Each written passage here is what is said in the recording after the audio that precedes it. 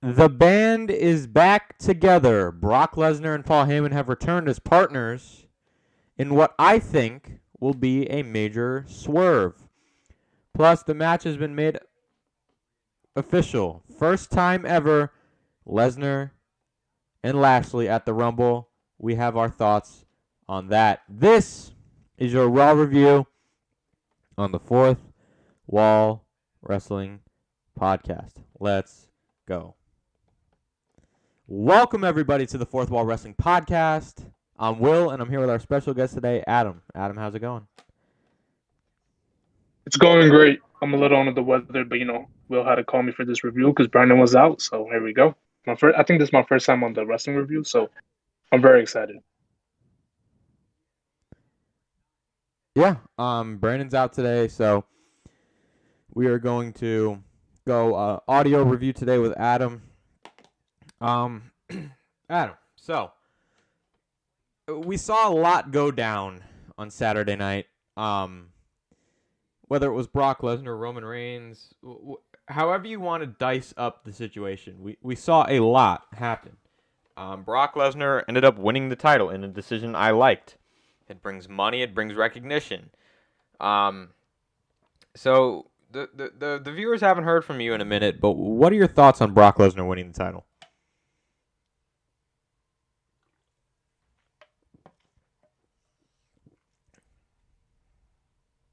What was the question again, Will? What are your thoughts on Brock Lesnar winning the title? Okay.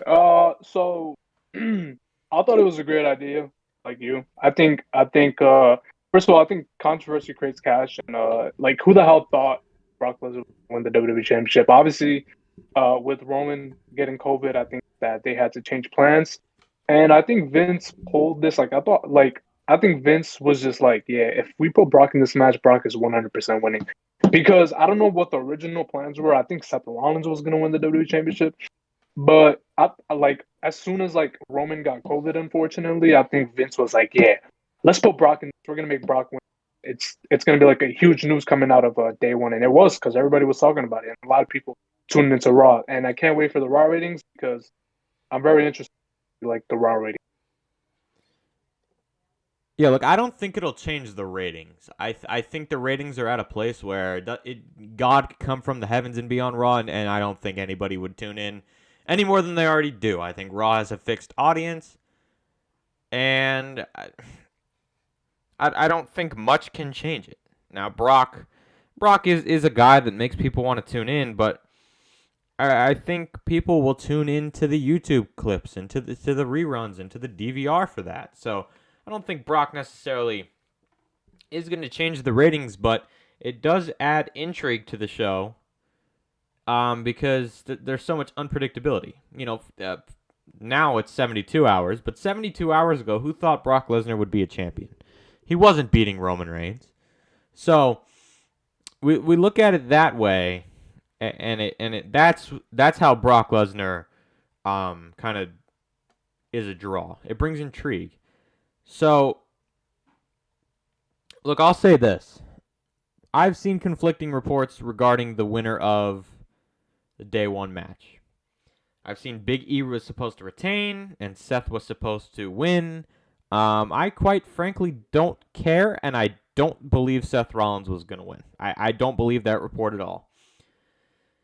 I don't think they were in a place to take the title off of Big E. And the only thing that put them in that place is the fact that Brock Lesnar had to compete and win this. And I think Brock Lesnar competing and winning kind of gave WWE an advantage because now they have the ability to do Roman Reigns and Brock Lesnar at Mania for the unification match, which I think is what they should go with. And after we're getting Lesnar and Lashley at the Rumble, it's all but confirmed. That's just another way of confirming it because they're not doing this match at the Rumble and then at Mania. That's just not. I don't see them doing that.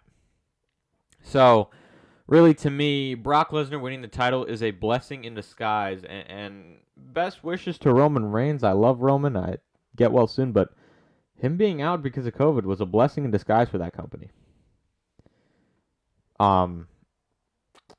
first time ever we're getting the Lashley and Lesnar match, and I'm excited. I've been waiting for this match ever since Bobby Lashley returned. It's the reason Bobby Lashley returned. The one reason he said is because he wanted to face Brock Lesnar. And now we're finally getting that, and he's very deserving of it. So, Adam, I certainly have my opinion on where this is going. What's yours? Yeah, first and foremost, I think Bobby Lashley is having the run of his career. Like, this guy won the WWE Championship last year in 2021. He had incredible feuds with, like, Drew McIntyre, amazing matches. I think he's having the run of his career, and you look back at his run in, like, 2005, 2006, 2008, that was garbage compared to what he is now. Like, this guy's a complete package, and I think Lashley's, like, around, like, 45 or something. Like, he's in his 40s, and this guy's competing at the highest level. So, a shout out to Bobby Lashley. This guy's absolutely incredible. I've always liked Bobby Lashley, even when he was with, like, Leo Rush. I know a lot of people said, like, he had no charisma. He always needs a mouthpiece, but I disagree. His moves and his abilities in the ring just prove it that he's really great. So I think the Rumble plan is incredible. I think if they're not doing Lashley versus Brock at Mania, I think this 100% confirms that they're doing Brock and Roman at Mania, because why would you not do Bobby Lashley, Brock Lesnar at WrestleMania? It kind of makes no sense, because you could have done Big E versus Brock Lesnar at the Rumble, but you didn't. You went straight ahead and you did Lashley and Brock. So this 100% proves that we're getting a unification or just a champion versus champion match at WrestleMania. Yeah. The viewers have heard me say it with Brandon before. I think you're making money off of Lesnar and Reigns, title versus title. You're not making money off of any other match. Nobody. I mean, I love Drew and I love Lashley, but having those two guys go up against the world champions is not making you money. That's not going to sell the show. What's going to sell the show is Lesnar and Reigns. And if you don't agree, I don't know if you agree or not, Adam, but I don't think that sells the show. And the people that disagree, I don't know what to tell them. Because I certainly don't tune into a show to see Drew McIntyre and Roman Reigns again. That's not selling me. Lashley and Lesnar only sells because it's never happened before. Now that they're doing it at the Rumble, it doesn't sell anymore because it's not first time ever, it's second time ever. So that's it. The writing is on the wall. We're getting a championship unification match, and I don't know what to tell people who don't like it. It's the best course of action. It's the best business decision, and honestly, I think it is the best booking decision as well. So, to add on to you, Will, also, let's just look at the men's roster on Raw and SmackDown. Like, honestly, who is credible to face Brock or Roman at WrestleMania? There's nobody credible. And that's their problem. There's nobody credible. That's the problem. Is you're not building up superstar. Like, the only person that's close is probably Drew McIntyre and Bobby Lashley. But like you said, that's not going to sell WrestleMania. The match to do is two of the biggest WWE stars right now, and that's Brock Lesnar and Roman Reigns at WrestleMania.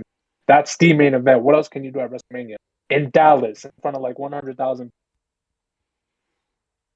Well, WWE will tell you it's 100,000 people, but I don't think it is. Look at that stadium when they go and tell me that's 100,000 people. Maybe this year it is. I don't know. But we'll kind of talk about this more as we get into the show. But Sasha Banks is in the news. She was apparently injured during a house show this weekend against Charlotte. I believe it was Sunday night. She took a backbreaker spot and apparently landed on her leg wrong. The X was thrown up by the ref and she was taken off. She later tweeted out and said she was fine. So, best wishes to Sasha Banks. She's not doing much right now, so, this is not the most detrimental thing, but having a Sasha Banks out is definitely big for them. So, we'll have to see like what injury it is and what the time frame on it is. I don't have any info on that, and I gave you all the news I got. She was injured and tweeted out she was good. So, Adam, in my opinion, losing Sasha Banks forever, how long, or for however long, whatever, doesn't affect much. But it's always good to have Sasha around. So, what is your take on this? Kind of 50-50 on it because right now you're missing Alexa Bliss, who's returning soon, but you're missing Alexa Bliss. You're missing Bayley. Tony Storm just quit. I think you need Sasha Banks right now, especially close to the Rumble, because the women's division is very thin right now, and I can't to remember what is really going on. You have Becky Lynch, Liv Morgan, who's basically Christian right now, asking for one more title match. You have Bianca Belair. Uh, yeah, close to the Rumble. I think you need Sasha Banks right now. So Sasha Banks risking an injury right now, I think that's kind of dangerous heading, especially like Rumble time. I think you needed Sasha Banks. Like I think I put Sasha Banks at the highest level. I'll put her probably at like top three. You know what I mean? I don't know who my second or third is, but I definitely put Sasha Banks up there because she's really good. I think I'll put Bianca. I'll probably put Bianca as number one. Maybe Sasha and Bianca are number one or two. But I'm glad everything. Okay, I'm glad she's not gonna be taking time off. So I think, yeah, I think you need a Sasha Banks, especially during this time. Yeah, I definitely get that point, but to me, she's not doing much right now. And unless they had immediate plans to put her in something meaningful, I don't see much changing regardless. We don't know what they had planned, and we won't know what they had planned unless things come out. But from what I had seen, nothing meaningful was being done for her. So I'm not in a position to say that she was 100% needed. Although, like I said, it's always good to have Sasha Banks around. All right. That's all I got news-wise. We'll get to the Raw review. The lights cut out to start the show. Paul Heyman was in the ring when they came back on. He introduced his client, Brock Lesnar. Lesnar walked to the ring. He throws the steel steps in and stands on them like a podium. Brock thanks Paul and says before we get the party started, he wants to shout out Roman Reigns. He says he's probably at home watching Raw and the new WWE champion. He tells Roman Reigns to get well soon. He says, South Carolina, acknowledge me. I really like this line. This was the line that made it 1,000% clear, and nobody can tell me different that this is the main event of WrestleMania. But there's two ways we can get there, and I'll cover that at the end of the show. He says he wants to acknowledge Paul Heyman for advocating for his free agency and all the strings he pulled Saturday to help make him champ. Heyman says the things that go on behind the scenes are far more interesting than the things that go on in the ring, just like how he negotiated Brock Lesnar's contract. He says all the behind-the-scenes string pulling allowed Lesnar to enter the match. He says he will concentrate on reigning and defending the WWE title against the man who wins the Fatal 4-Way. He says Kevin Owens and Seth Rollins are a team. He says in an every man for himself match, they found a way to work together. And he says it's a smart thing for someone who is dumb like Seth Rollins.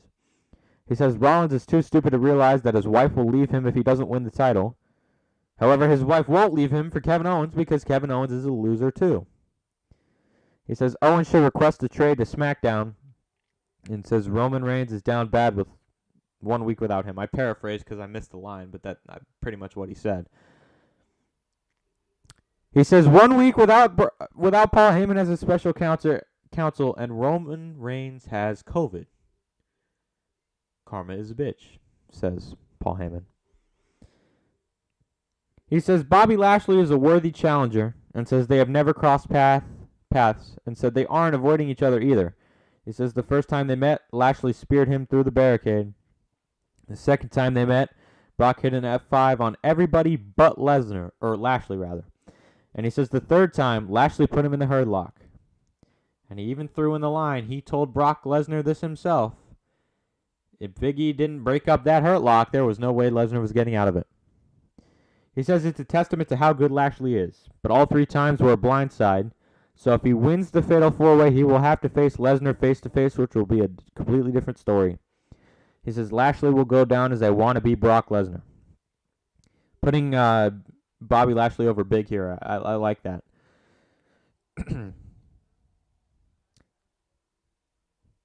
He calls Big E an odds-on favorite to win the match and compliments him, saying he is a great champion and would still be champion if Lesnar wasn't in the match. I agree. He says they have respect for Big E and it would be an honor to face him, and it'll be an honor to watch him lose to the greatest WWE champion of all time. He hypes up Lesnar more as the segment comes to an end. So we're getting the pairing back. I don't think it lasts long. And Adam, I'll get your thoughts on this in a second, but to be honest with you, I think there's 2 times that they could do this breakup. One at the Royal Rumble. Now, I don't think this has happened because I am dead set on them doing the unification match. But if they don't, we're still getting Brock Lesnar and Roman Reigns, just not unification. But we get to it like this. Lesnar, Lashley at the Rumble. Heyman turns on Lesnar. Lashley wins the title. Basically screwing Brock from the inside out. And that's how they build that match. Option number 2, just have Heyman stick with him until Mania and turn on him at Mania and help Roman win. That's the 2 options. Adam, what do you think of... I thought this was a very good segment, by the way. WWE never... Usually, the segment to open the show is never something I really care about because all the time it's just somebody coming to the ring, calling somebody out, and then we get a tag team match or something. Whatever. But they did really good with the open here, and Adam, I want to get your thoughts on it. What do you think of this pairing being back together? Yeah, this was one of Paul Heyman's best promos in my opinion. I think some of his promos prior to his Roman Reigns run kind of got repetitive and boring with Brock. It's like the same thing every week. But this one just felt different. It felt fresh. It felt like it had a purpose. It felt like it had a long storyline going. And I thought this was a great way to open Raw. He did a lot of things in promo. He also put over Big E big time. Which I don't know if you guys, a lot of people caught that. He put over Big E big time. And I really appreciate that because he made Big E just look like a star, even though Big E lost on Saturday and on Monday Night Raw. The way that I feel about this pairing, I think it works. I don't know if this was the original plan, honestly. I thought at day one, if Roman didn't get COVID, I thought Paul Heyman would turn on Brock at that event just to show his loyalty to Roman Reigns. But I don't know when the breakup happens, honestly. I think what happens is maybe Paul sticks with Brock for now. I think Brock playing face is amazing right now. It's probably like the best thing going on in WWE right now. Brock being the face, and I don't think Brock's gonna go heel. And Paul Heyman is obviously heel. I don't know when this breakup is gonna happen. Honestly, which is like it has me intrigued. It really does. It's probably like the best storyline in all of WWE right now. So this was a great way to open Raw, and very intrigued to see what happens on SmackDown. Yeah, we're getting a confrontation between Lesnar and Reigns on SmackDown. We'll go over that later in the show. But I think, and now very few times am, in my opinion, incorrect with the assessment of a Paul Heyman promo. You know, Big E got the absolute short end of the stick on Saturday. He didn't even get any of the stick on Saturday. He was left in the cold. And I think there's no repairing that. Nobody can go back and change what happened at day one. That's in the past. We all saw what we saw, and we all know what we know. But Paul Heyman didn't have to go out there and put him over like that and try to get him at least to be credible. Paul Heyman did a good thing. He tried to go back and save Big E, and I appreciate that. So I agree with Adam. That was a good way to try and get me to care again. Does it work? I don't know. I'll have to see. But I get it and I respect it. So I really like this segment. And I think it opened the show very well. And it gave me a little bit more intrigued to the main event because they teased it from the very beginning. We knew we were getting Lashley winning because they literally came out and said they've never faced each other. RK Bro backstage. Randy says no to all of Riddle's, little chains and sunglasses and all that. And Riddle goes on about hanging out with Migos at day one and talks about starting a rap group. Little Randog, I think is what he called Randy. Randy says he doesn't know how Riddle has all these connections, but he wants to know where all the New Year's resolutions went that they came up with. He says when Matt listens to Randy, everything goes right. We go into a tag team match. RK Bro versus Alpha Academy. I almost said American Alpha. I missed those days. Gable comes out with a mic and says Orton and Riddle needs to accept the fact that their title reign will be coming to an end at the hands of the Alpha Academy. Before the match, a brawl breaks out. Alpha Academy takes control as we go to commercial break. Gable works over Riddle and hits a Tiger Suplex. He tags in Otis and they hit double team offense for 2. Gable tags back in and works on the leg. More before tagging in, or Otis tagged in and worked on the leg before tagging in Gable. Gable works on the head of Riddle and he counters. He sends Otis into the corner and flips out of a suplex. He hits a big kick and looks for the tag. Gable pulls Orton off of the apron, allowing Otis to take control. Otis takes out Orton on the outside.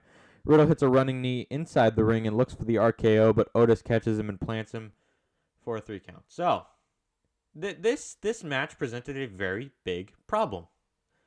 One of the biggest problems in WWE.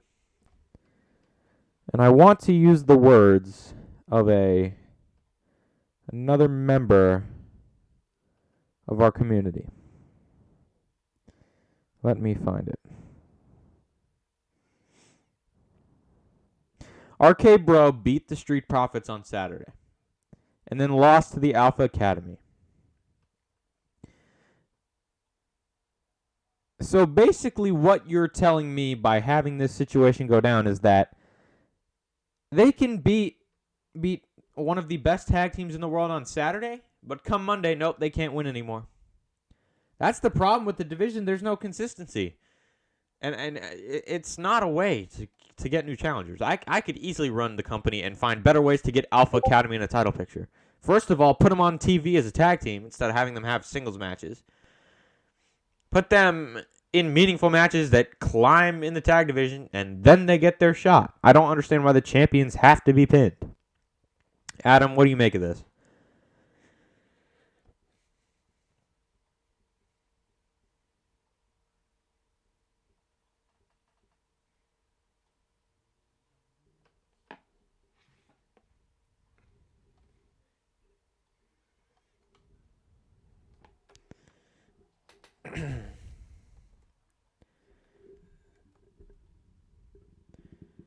Do we have Adam?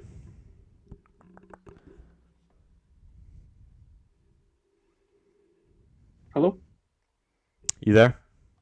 Okay. All right. I was talking the whole time. I think I was muted. I apologize for that. Okay. So to your point, it makes no sense. Like you said, they lost. I mean, they beat the Street Profits on Saturday, but they can't beat Chad Gable and Otis. I think this is just typical tag team booking that WWE usually does. They usually have one of the competitors in the tag team or both of them just lose. First of all, you're beating the champions, right? You're beating, in my opinion, who the best tag team in all of WWE right now is RK Bro. I mean, name another tag team that's better than RK Bro right now, The like in Usos. WWE. Okay, all right, you're right. But okay, Usos. Okay, Usos. But they're on another brand, right? Yeah. Um, Best tag and I team think right now. I'll give you that. They are doing the best work right now. yeah, yeah. And they're very entertaining. Obviously, like I like them. They're entertaining. They obviously cater towards an audience in WWE, like towards the kids and stuff. Riddle being goofy, but they're a great tag team overall. And I don't think they should be getting beat right after Saturday after they beat the Street Profits, which was an amazing match. So yeah, made no sense. I don't know what the direction here is. Yeah, it looks a bit directionless. You're right, but we know that's how it goes. There's no changing that, and I don't think there's really any believing that they're going to change. So I don't know, but Alpha Academy needs to be the ones to take the titles off of RK Bro. Then we get the RK Bro split the match at Mania. That's how you get Riddle into, in my opinion, being credible to win the Royal Rumble next year. So we'll have to see how that goes. Bobby Lashley backstage. MVP says if we're talking about the future, the Almighty has to overcome the odds. He says this is a Herculean task for Lashley. MVP walks off and Lashley simply says, Brock Lesnar fears me. Simple. Omos backstage. Kevin Patrick tries to ask him a question. He puts his palm or the hand against the head of Kevin Patrick and simply says, that's how I feel. Good Lord. Tamina and Akira Tozawa versus Reginald and Dana Brooke. I refuse to take notes on anything any one of these four people do. In my honest estimation, if you look at the WWE roster, up and down, every brand, these are the four most worthless talents on the roster. None of these four people add any value. They need to burn the title. I refuse to take notes on this. Reginald and Dana Brooke win after Tamina turned on Tozawa due to him booting her in the face. So, great job, Tamina. Becky Lynch in the ring. She brags about her win and says many have tried, but none have beat her. She says she sat down and talked about the decision she has made. She said she realized that she has become a work of art. She says if you go to a museum and see a Van Gogh work, or a piece of work, you may not understand the details, but it makes you feel. She says she makes you feel. Yeah, feel like crap after watching on my television. She says fine art reveals the truth.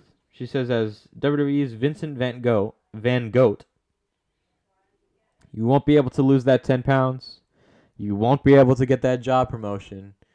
And you won't be able to get out of South Carolina. As a North Carolinian, I can 100% guarantee you, none of those idiots will be getting out of South Carolina.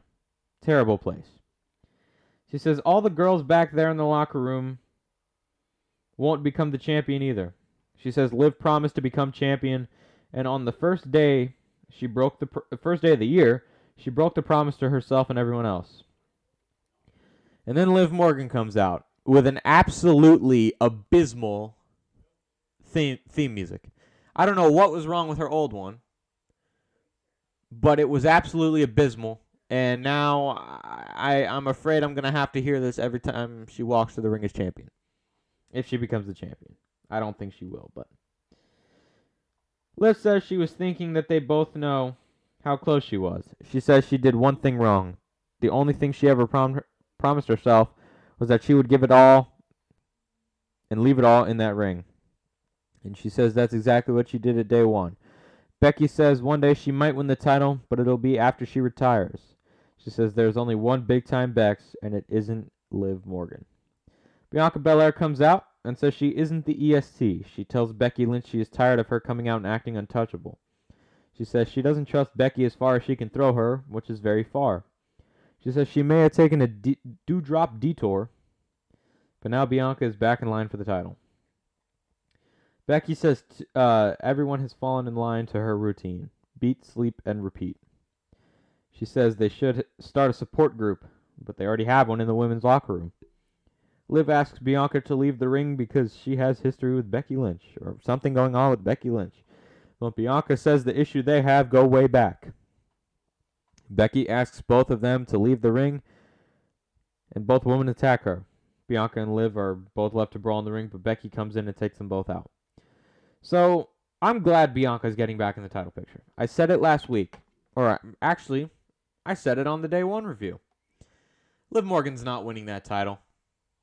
There is absolutely No reason for her to win the title now that she lost clean as a whistle at day one. And I don't care that it was botched. It could have been botched. It could have been sent down from the high heavens, the ending, and it still wouldn't mean anything to me. So I think it's time to move Bianca back into the title picture, and I think the story culminates at WrestleMania with Bianca beating Becky Lynch. Whether you add a Bayley to that situation, whether you add a Liv Morgan to that situation, whether you add them both and have a fatal four-way, I think the outcome is Bianca Belair winning the title. And then at SummerSlam, Bayley wins the title from Bianca Belair because they have history.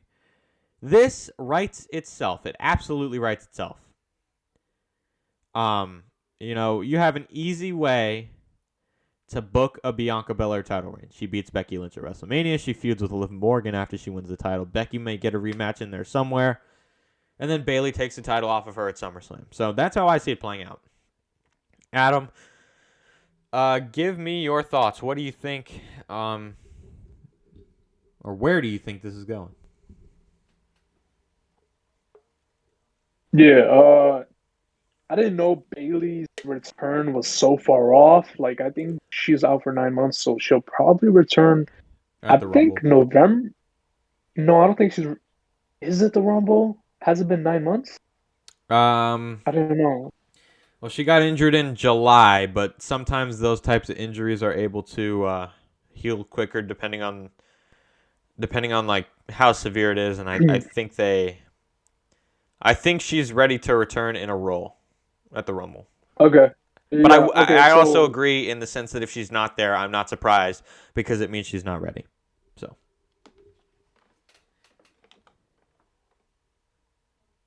yeah, I want. Okay. So if Bailey returns, right? If she returns at the Rumble, I think she wins it because who else is gonna win the Rumble? Like who else I is gonna thought win the Women's Naomi. Rumble? Naomi, I don't know about that. I mean, she's not really getting built up. She's been in the same like feud with Sonya for like I don't know, like 3, 4 months. You remember Asuka's also? I think Asuka returns at the Rumble as well, so that's gonna be interesting. But as far as this whole Liv Morgan crap goes, I'm like, I was a huge fan of Liv Morgan, but like after this feud, I think I'm getting sick and tired of her promos. Like I'm getting sick and tired of her voice. Her voice is kind of pissing me off. Every week she comes out, she says the same shit. I'm fighting for this girl in the crowd. I'm fighting for her, but then you lose, you lose, you lose, you lose. And she's kind of reminding me of like Braun Strowman. She's reminding me of Christian. She's reminding me of like all those superstars that just continue to fail. They keep pushing. They keep failing. So I don't know where she goes there because she obviously does not deserve another title shot. I think Bianca is the number one ranked women's star on Raw. I think she goes after Becky, and I think Bianca deserves it. And I agree with your WrestleMania plan. I think Bianca and Becky at WrestleMania. I think that's the match to make. Um, whether it's like relation added because it's not gonna be like their first time fighting. And I don't want to see Liv Morgan in this match at WrestleMania. No way. You could have a triple threat match at the Rumble. You could have Liv, Becky, and Bianca maybe at the Rumble in a triple threat maybe. But as far as like the long term plans, I want to see Bayley return, and I want her to claim back her title. Yeah, I think we're kind of similar. The thing with Liv Morgan is that she's emotionless. People try to tell me, "Oh no, she's showing emotion." No, she's not. She's not showing true emotion. I could get my dog out in that ring and have him bark into a mic for 5 minutes, and that's more emotion than any Liv Morgan promo in the past 6 months. They write her a script, and she goes out there and she reads it. Yeah,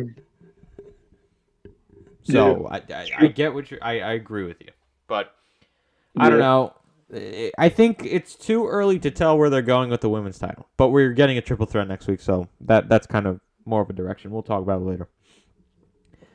Kevin Owens and Seth Rollins backstage. Rollins says he is glad Owens is there and asks Kevin what he should do about Heyman. He says he thought about castration because it's not like Paul Heyman needs it much anyway. Owens says they need to figure out how to get past the same obstacles they had before. He says they need to stick to the plan and one of them needs to win. The other one needs to help him win the WWE Championship at the Rumble, and then they will face each other at WrestleMania. Rollins says he loves the plan, that they can trust each other, and as Rollins walks off, Kevin Owens simply asks, "You're not lying, right?" So, I don't know if they were trying to plant a seed there, but the seed really wasn't planted because nothing happened. Nikki Trash and Rhea Ripley against Zelina and Carmella. A meaningless women's tag team match. Ripley and Zelina start. Ripley powers Zelina around to start the match with a vertical suplex for 2. Nikki tags in and gets offense. Nikki comes back with she comes back with a clothesline and gets a 2 count. Zelina goes to work on Nikki and locks in a hold. Nikki fights her off, but Zelina prevents her from getting a tag. She knocks Rhea off the apron and rolls Nikki up to get the 3 count to retain the titles. After the match, Nikki apologizes to Rhea. Now, I couldn't care any less about this match, in all honesty. But one thing I noticed is that Carmella didn't even get into this match. I think they're planting seeds for a breakup, so I don't know. They're going to have to drag 2 random women from catering and have them paired together for 3 months, and then they'll do the same thing with them. It's a formula. But the tag titles are retained. I don't care. Rhea Ripley is beyond fixing, and Nikki Trash is the worst gimmick in pro wrestling history. The Street Profits said they are entering the Rumble in a backstage segment. We go to commercial break, and we come back, and the Mysterios said they were entering the Royal Rumble as well. So, to this point, we have 5 Royal Rumble competitors confirmed. Johnny Knoxville, the Street Profits, and the Mysterios, none of them, I should say, are winning. The Street Profits versus Apollo Crews and Commander Aziz. Ford and Aziz start the match, rather. Ford goes to work, but Aziz counters and begins to throw Ford around the ring with slams. He gets a 2 count, and Ford gets a big enziguri. Crews and Dawkins tag in. Dawkins hits a back elbow and spinning splash in the corner, followed by a silencer for 2. Aziz pulls him off the apron, and Dawkins sends him into the ring post. Crews begins to take control of the match, but Ford tags in. Dawkins hits a spine buster, and Ford hits the big frog splash for the 3 count. You know, I said it on the day 1 review. I've been seeing heel tendencies from the Street Profits, but I didn't see that from them last night. I don't know what it was, whether they just didn't show them or I didn't notice, but I didn't really see any, heel tendencies. So, Adam, I kind of want to get your thoughts.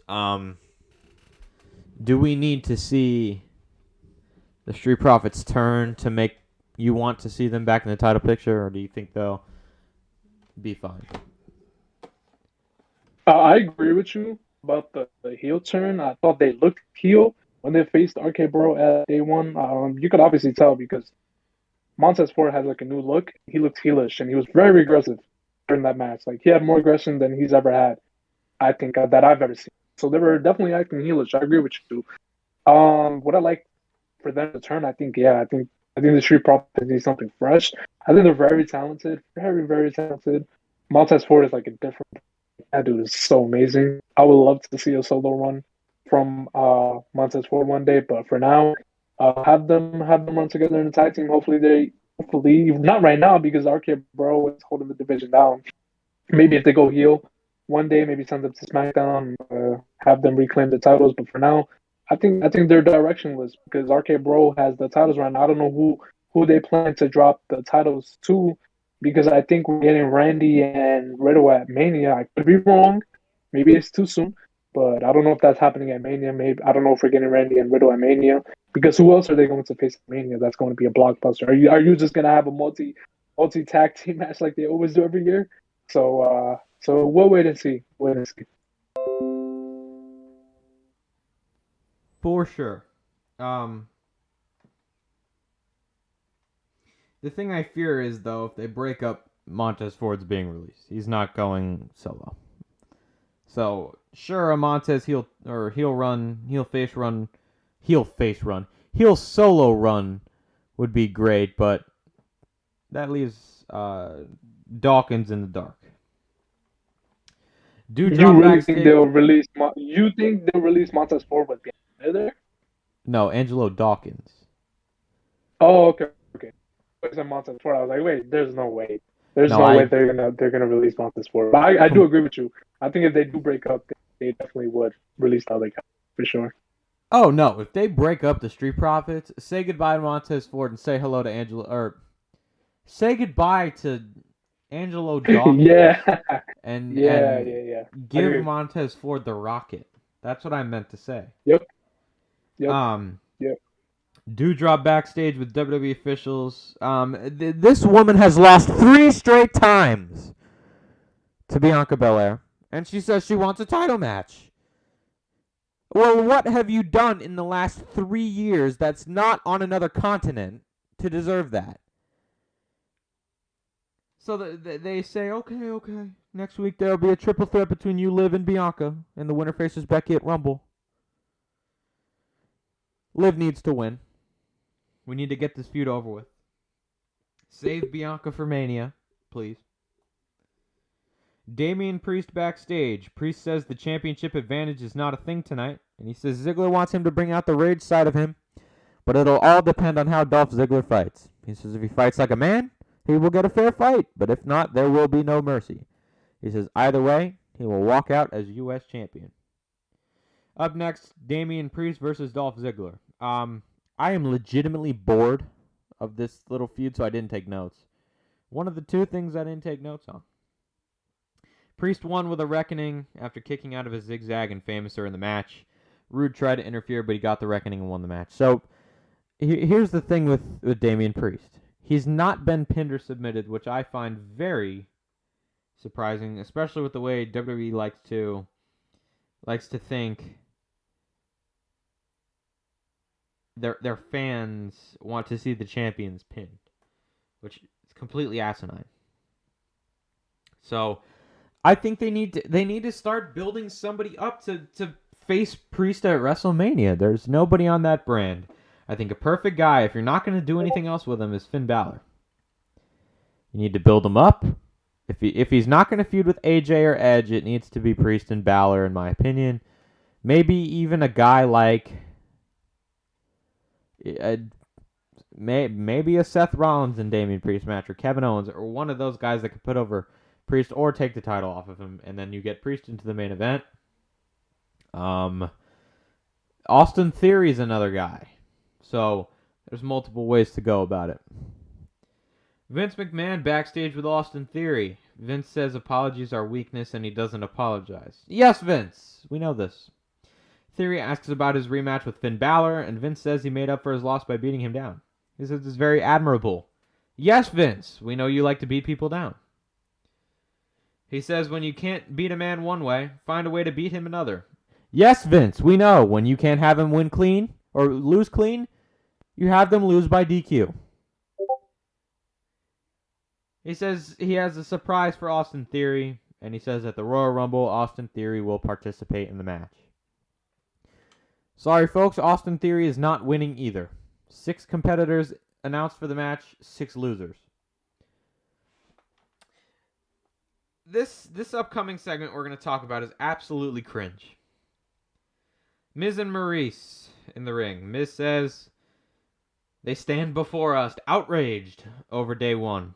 He says he was one skull-crushing finale away from beating Edge, and he says it's amazing that he has to remind everyone of his accolades. Talks about being a 2-time Grand Slam champion. Yes, but you have 0 ounce of wrestling ability in your body. He says questionable calls kept him in that match until the final kick out, which had the look of defeat, as if he was a little boy calling for his mother, or in this case, his wife. He says Edge stole a pathetic win with the help of Beth Phoenix, and he says we all know he deserved to lose because of what he did to them last week at their vow renewal. Miz says he thinks the reason they enjoy what happened is because, like the fans enjoy what happened, is because they're so miserable that they like seeing bad things happen to good people. He says they know that true love always wins. He says after the wedding vow, he vowed that he would end Edge's career, and he says it was Edge who hid behind his wife and not any other man. And then he goes on, and I quote, "What kind of man does that? What kind of man relies on his wife to fight his own battles?" End quote. Who thought that was cool? Don't know.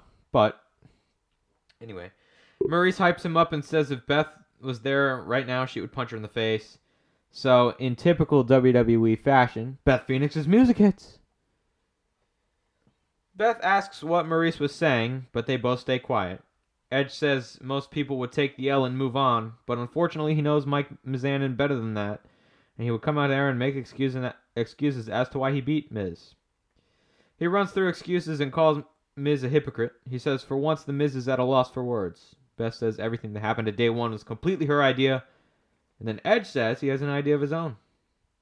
He says if Miz wants to rectify what happened at day one, they will give them what he wants, or give him what they want.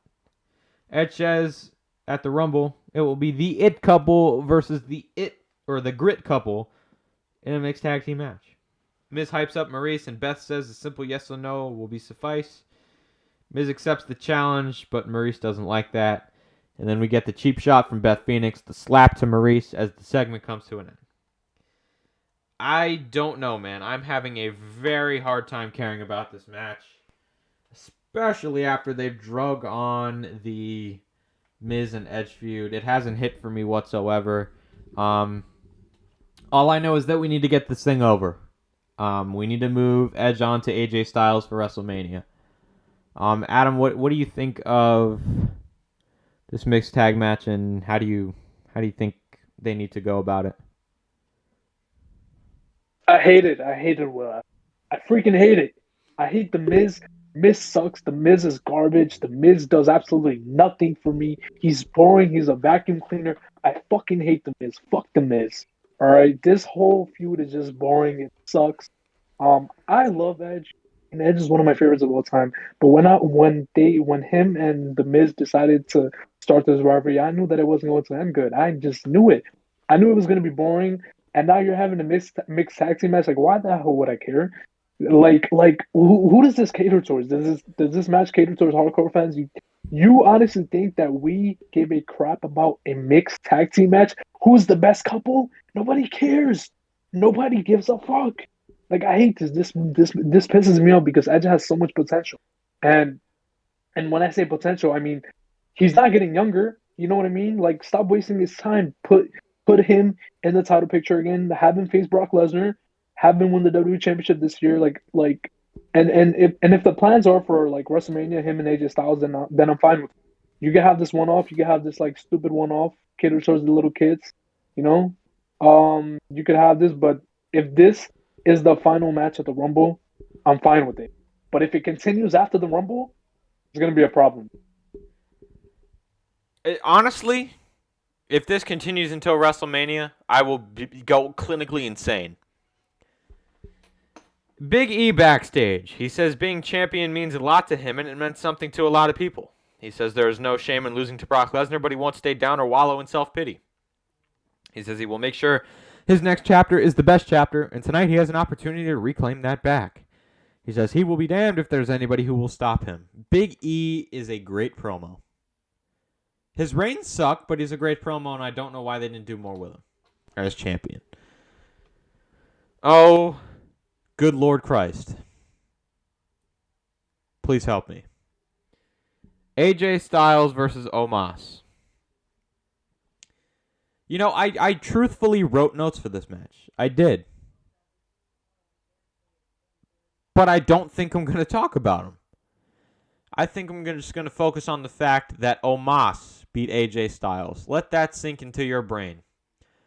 AJ Styles was squashed by Omos in a 5-minute match on Monday Night Raw. What brain-dead, absolute scum of the earth, low down, clinically, mentally disabled geek backstage decided that this was a good idea? You have a top 5 wrestler in the world. AJ Styles is a top 5 wrestler in the world, and I don't care what anybody says. How do you legitimately look at me and say, oh yeah, Omos deserved to win that match?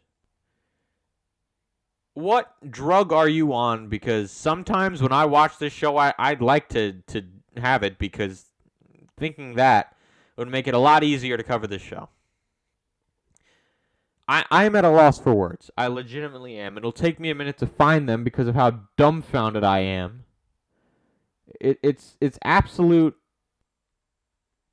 legitimate dumbfoundedness that's come over me, and I don't know what to say, man. Adam, I'll let you take this one. I thought this would be one of those situations where the young guy loses because he's not impressive to management or Vince doesn't like him. They do this a lot. You see that with Cross. So I thought it was going to be one of those things where Vince wasn't impressed with Omos, and I thought AJ Styles was bury him. They do that a lot in WWE. But I was wrong. I was so wrong. Almost won and almost buried AJ Styles. So you're telling me that AJ Styles is set to face Edge, which is not confirmed, by the way. It's a rumor. You're telling me that AJ Styles is going to face Edge at WrestleMania, and AJ Styles just lost to Omos. That pisses me off a little bit. I'm not gonna lie. Yeah, AJ Styles is finally done with Omos, which by the way, in my opinion, was the worst tag team in recent memory, in my opinion. It did absolutely nothing for AJ Styles. It derailed AJ Styles so much to the point where I just hated AJ Styles, and I never hated AJ Styles. Almost teaming up with AJ Styles made me hate AJ Styles. That just proves how much Almost sucks, and I'm just not a fan of him. I'm sorry, he does nothing for me. He has no promo skills, can't wrestle. He's just a big guy, tall. You know what I mean? He's a freak athlete, but like, what is he going to bring? What is he going to bring? You're just building this guy up because he's a huge guy and he's going to be in the Rumble. That's all you're doing. Yeah. Absolutely agreed. Now, my biggest fear, legitimately my biggest fear, a lot of people fear death or losing people. I fear that Omos wins the Rumble. If Omos wins the Rumble, I will never cover another wrestling show ever again. I will retire as a wrestling podcaster. That's my guarantee to you. You hit the nail on the head. I don't know what they see in him other than the fact that he's like 19 feet tall. Shaq's 7 foot tall too, but you don't see him walking into AEW and beating Cody Rhodes. One on one at least. Who did win that mixed tag match back last year when they did Jade and Shaq? I believe it was Jade. I think it was Shaq. I think it was Shaq. I think it was Shaq and Jade. I'm not sure. I'll. Hold on. Let me see. Okay, I totally forgot about that. That team won the match, but Shaq didn't pin Cody, which is my point. My point is you didn't see Shaq going in there beating Cody Rhodes. You saw Jade Cargill beating Red Velvet, and at least that did something for somebody. So people that are listening, don't try to... The point, sorry to cut you off, Will. The point of that match was to really just put over Jade, honestly. Exactly. So I don't want the people that hear this to think that I'm an idiot for believing that Shaq didn't beat Cody. I know the team did, but he didn't. He didn't walk in there and hit some bad-looking thing that Jimmy Smith called a chokeslam and won, which that didn't look like a chokeslam. But don't spin my words, people. I did not say. I didn't mean to come off like I said that. Shaq's team didn't win. I just mean he didn't pin Cody. Next week, Alexa Bliss, God forbid, she makes a return to Raw. Well, at least they begin her journey back to Raw. Adam, I'll spare you the waste of breath. Neither of us care. Main event time. Kevin Owens, Seth Rollins, Bobby Lashley, and Big E. Winner faces Brock Lesnar at the Royal Rumble. Big E brawls with Owens, and Lashley brawls with Rollins. Lashley throws Rollins into the post, and E spears Owens through the ropes. Barely catches him, though. It didn't look that good. E and Lashley brawl in the ring. They trade offense, and Lashley hits a big vertical suplex. Owens tries to attack him, but Lashley hits another one on Owens. Lashley goes flying through the barricade, and E throws to Rollins and sends Owens onto the table. He clears the table and tries to put Rollins through it, but him and Owens send E into the steel steps. They beat him down on the outside and bury Lashley under the rubble from the barricade. They double powerbomb Big E through the announce table as we go to commercial break. Out of the break, Rollins and Owens work over Lashley. Rollins hits a splash in the corner, and Owens follows with a cannonball. E hits a Uranagi and is hit with a super kick from Owens, who was taken out by Lashley. I don't know how correct my info on that spot is. I kind of missed it. E and Lashley stand off against Rollins and Owens, who brawl up into the stands. Lashley locks in the Hurt Lock, and Owens breaks it up. E puts Owens through the table, and they go to break. They continue to brawl on the outside when we come back, and Owens dives down on Lashley and Big E with a swanton. Owens and Rollins bring them back to the ring, and Owens heads up top. He hits a swanton, and Rollins follows it up with a splash or two. They hit double super kicks on E, and Rollins goes for the stomp. Owens goes for a stunner, but Rollins assists Owens on a pop-up powerbomb. Lashley shoves Rollins into the count at 2 to break it up. Lashley throws Owens out of the ring, and Rollins hits a rolling elbow. Lashley hits a spear on Big E and gets rid of Seth Rollins, but Owens looks for the stunner. However, Lashley is able to break free and hit a spear to secure the win. After the match, Brock Lesnar is interviewed. He says to tell Roman Reigns he will see him this Friday on SmackDown. So 2 big things here. 1, the Brock Lesnar-Roman Reigns feud is not over. The fear that they would end that is not over. It is continuing, so I'm happy about that. Secondly, he kind of shrugged off Lashley, which kind of plays into the fact that they've never once crossed paths. I think that changes. Well, it obviously changes, but I'm excited for this, Adam. I feel like this is the one match that has a big fight feel to it, and at the Royal Rumble, there's 2 ways it could go. I went over them in the beginning of the show, but I want to get your opinion. What do you think of this match and this dynamic?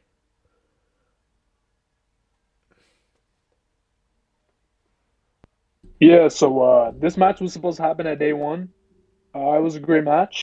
So Bobby Lashley winning the match, I think. Like who's complaining about Bobby Lashley? We're finally getting Brock Lesnar and Bobby Lashley at the Royal Rumble.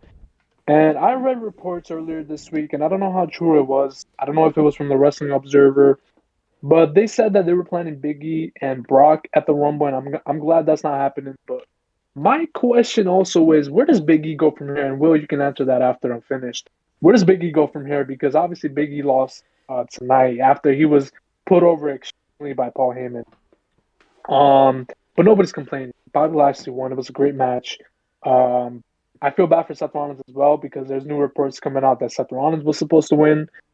And if you show Brock Lesnar versus Bobby Lashley happening at the Rumble to somebody that does not watch wrestling, they will think that is a legitimate bout because these 2 are legitimate former MMA fighters. You know what I mean? Brock Lesnar competed Brock Lesnar competed at the highest level in the UFC. I'm not sure Bobby Lashley made it to the UFC. I'm pretty sure he was in like some MMA events, but these 2 are obviously legitimate fighters. People know who they are. People know who Bobby Lashley is. People obviously know who Brock Lesnar is, and it's a legitimate WrestleMania bout happening at the Royal Rumble. So I'm very impressed with. I was very impressed with Raw. I don't know if we're doing our ratings right now, but I was very impressed with Raw, and I was very impressed with the ending of Raw. I don't know where Big E goes. I feel like he stays around the title picture, and now that they're giving Lashley the match at the Rumble, I think E gets the match at the Saudi show. So I think we're headed in that direction, but if we aren't, I honestly don't know what to say. I, however, was not impressed with Raw. I feel like a lot of people look at the show, and Adam, I find you guilty of this. You look at the show and you see the beginning and the ending, and you like that. And that was impressive, yes, but overall the show to me was not. But there was very few on the show that I actually cared about. But whatever, I don't know. It just wasn't entertaining to me. But so that's Raw for you. The reason why I said good, and obviously Will, you know me. I never give Raw credit. I never give WWE credit. But I haven't watched a lot of Raw as of late. And the reason why I'm saying I'm enjoying this is because there was a consistent storyline going on throughout the night with the WWE Championship match. And you had promos of every guy backstage, similar to Saturday. The main focus was the WWE Championship, and I really appreciated that. Damian Priest match was amazing. I know you didn't care about that, Will, but I enjoyed it. I think Damian Priest No, is the having a match was really good. decent run. Yeah, yeah, but I think overall, Damian Priest is having a decent run with the U.S. Championship. Because if you look back, like who else was a great U.S. champion? Like, give me one name right now, Will, from the top of your head that was a great U.S. champion in the last 5 years. The last 5 years? Yeah, last 5 years. What year would that be going back to? Um, 17? you can go 17, 16. The last one that I remember, I'm having trouble remembering who the champs were, but uh, AJ Styles. Yeah, yeah, I guess so. Yeah, it just Styles' Um, run was pretty good. Kevin Owens also, okay, but yeah, like, but you get my point. Like, it's been a couple years since we've had like a legitimate like U.S. champion that defends every right. week. And to your point, like they really don't have anybody pinning Damian Priest. Like he's booked really strong, and WWE does not do that a lot. So I really appreciated that. Um, I love the main event match. I love the opening to Raw. There was obviously some things that I didn't like. I hate the women's tag team division. Get rid of that shit. That shit sucks. That is awful. I hate Nikki Cross. I hate Rhea Ripley. Not legitimately hate them, but I just hate their character. I hate the women's tag team champion just as much as I hate the freaking 24/7 title. Like you're telling me Dana Brooke holds a WWE title? You're telling me that's embarrassing. That's honestly an insult to my intelligence. But aside from that, I thought it was a pretty raw. Yeah. There's a lot of different opinions on the show, but for me, it just was a miss. I didn't care about much other than the title picture on the show, so that's that's how I see it. All right, guys, that's all we got for you. Make sure to like and comment, as well as answer the question of the day. Today's question of the day is, how are you feeling about this dream match between Lashley and Lesnar? Put that down in the comments below. Make sure to subscribe as well as turn on post notifications so you never miss when we upload a podcast. Follow us on Instagram at Fourth Wall Wrestling Podcast and on Twitter at 4wall_wrestling. And I'd like to thank Adam for joining us today. It was great, Will. Thank you for having me, and shout out to Brandon as well. I think you and Brandon do an absolutely incredible job at this podcast. I'm a big fan of it, and I'm honored to be here tonight. So thank you, Will, and hopefully I'll be here again. Thank you. It's great to have you. Always great to talk wrestling. But guys, we will see you tomorrow, Wednesday afternoon, for the NXT New Year's Evil review. Actually, as we're speaking right now, the show is starting, so I'm gonna go take notes on that while this posts. But we'll see you tomorrow, guys. I believe Brandon will be back. I'll have to check up with him, but if not, we might have Adam back on the show. I don't know. But for Adam, I'm Will. Thank you guys for joining us. Peace.